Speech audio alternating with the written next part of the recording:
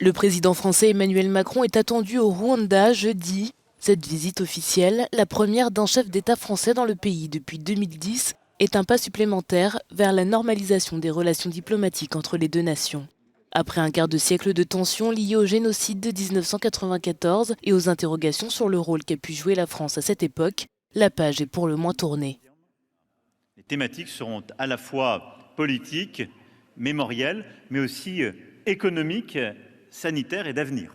Et donc nous avons aussi à cœur, avec le président Kagame, d'écrire une nouvelle page de la relation et de porter des projets très structurants. La publication du rapport de l'historien Duclerc, commissionné par Emmanuel Macron, a révélé en mars que le gouvernement français de l'époque, qui entretenait des liens étroits avec les autorités hutus, a bel et bien été aveuglé aux préparatifs du génocide.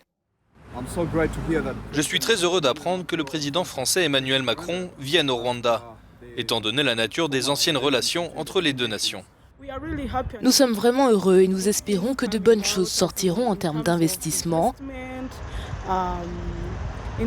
et en termes d'échanges aussi.